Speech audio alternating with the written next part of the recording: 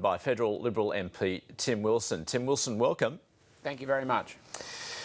Now, two crossbench Senate seats in doubt, as I mentioned there. Family First Bob Day will be missing tomorrow. His seat won't be filled. How much more difficult will that make the government's legislative agenda? Well, a lot of the legislation that's passing isn't passing by one or two votes. It's passing because it has a substantial body of support. The government's obviously going to have to make an assessment about what legislation it puts to the Senate while these seats are vacant. But in the end, our focus has got to be on uniting the country, and that is by making sure legislation can pass the Senate regardless of what the numbers are, because it has a broad base of support.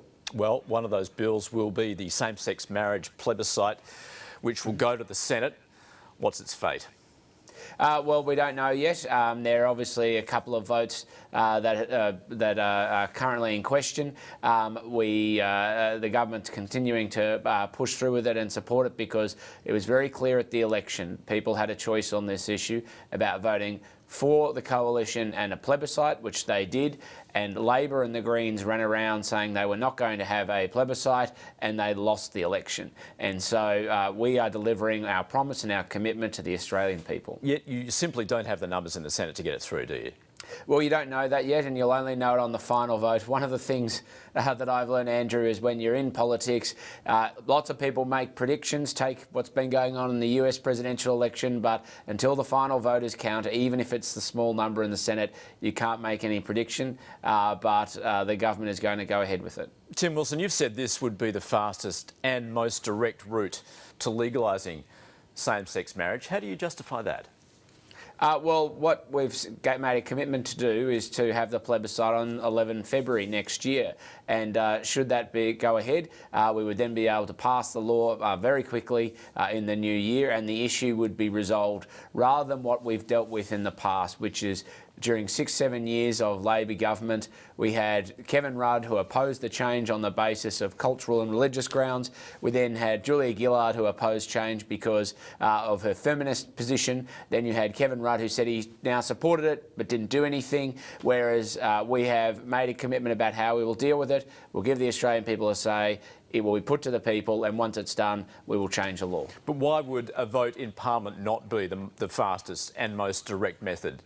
Well, I don't. Well, because we have a commitment to honour the Australian people by having a plebiscite, and that is what we took to the election. That is what we are now seeking to deliver on, and then after that, you would change the law if it was successful. And I would very much like the opportunity to do that in this Parliament, which is why I would hope the crossbench senators and even Labor might get down from their stupid rhetoric and focus on making sure that we can get this change this term. Now, another piece of legislation due to come before Parliament is the Australian Building and Construction Commission, the bill to restore that.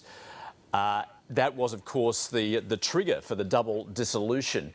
How much of a priority is this? Is it likely to come before the Senate before the end of the year? And my understanding at this point is that it's not going to be put before the Senate before the end of the year, but it is a very high priority. But the reality is, because Labor are completely controlled by their union bosses and the CFMEU and other types of organisations who pull the purse strings in the ALP, we know full well that they are going to oppose any change to bring the implementation of the law or enforcement of the law on building sites. And so crossbench senators are going to be needed, and while there's at least two of those in doubt, it's not necessarily the most sensible thing to bring that bill through.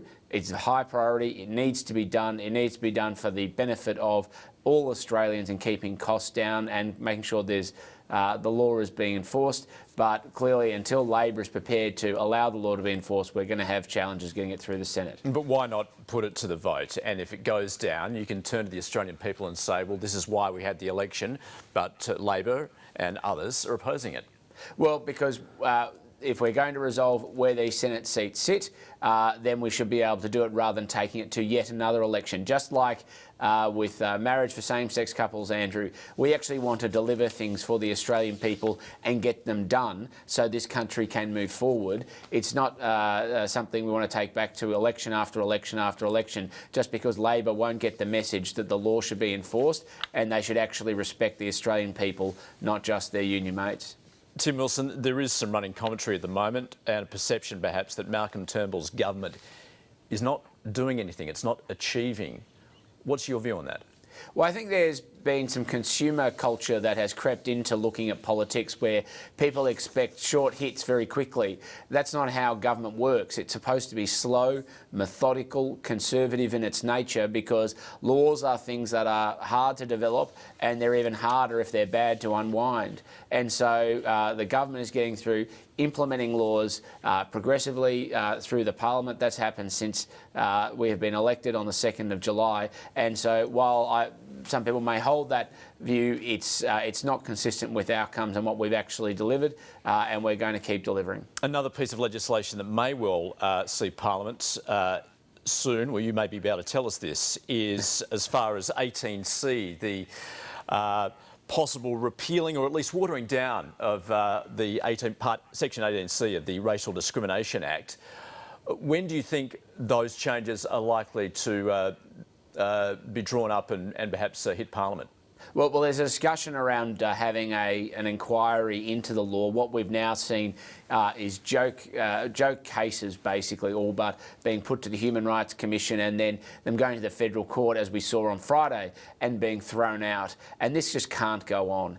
When it comes down to it, every Australian has a right to freedom of speech. At the same time, people have a right to be free of public harassment, and they're not incompatible things, but we have a badly designed law. Having some sort of inquiry that would slowly and methodically look at how to reform the law and bring everybody together, it would then provide opportunities for a change in the law in the future. Yeah, so you've said that this is essentially breeding a culture of censorship. Yep. And you used that example then on Friday as far as that case from the Queensland University of Technology. Yes. And that's right, and it does, because in the end, the law sets a very low bar restricting what people can say before they end up before government tribunals. And in the end, people don't know what they can and cannot say before they have to answer to the Human Rights Commission or to the federal court. And that can't be allowed to go on. People have to be able to stand up and speak with confidence about what they believe in. If they go to the point of harassing people or intimidating people, that's a very different matter. But you can't just have a culture of censorship where the law shuts people down or is used as a weapon because people don't like what they've got to say.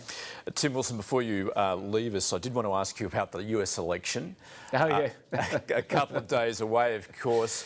The prospect of a Trump presidency, does that scare you? Well, I'm not somebody who's easily scared. I look at what's going on in the US and I take lessons for Australia. And the most important thing is, as a country, we need to move forward together so that people don't feel they have an investment in society to the point where they want to almost overthrow the status quo. And that's what Donald Trump has seized upon, is this malaise or anxiety within sections of the community that needs to be addressed. And so a Trump presidency, I don't think is still going to happen, to be frank, but I think if it should occur, there are an awful lot of lessons for Australia, and even if he isn't elected, there are still a lot of lessons for Australia. But given your background as a Human Rights Commissioner, would you have concerns, if he were elected, of what would happen with as far as his treatment and human rights in the United States is concerned? Well, I mean, I have concerns about human rights regardless of who is in office. But I look at, because invariably human rights violations occur or are caused by government. So a Clinton presidency would have human rights issues. Every government has human rights issues. But I look at it and just, let's wait and see, Andrew. Let's see what comes about. The American political system is designed to constrain the power of the president and to make sure that they can't go off willy-nilly. And so what I think would probably happen if you had a Trump presidency is a lot of testings of different provisions in the Constitution to constrain his power. Yeah, would it test that relationship between Australia and the United States, do you think? No, I don't think so. I think the relationship between Australia and the United States would stay strong regardless, but we would probably find more areas of disagreement perhaps than we have in the past 20, 30 years. Liberal MP Tim Wilson, thanks for joining us. Pleasure, thank you. Our researcher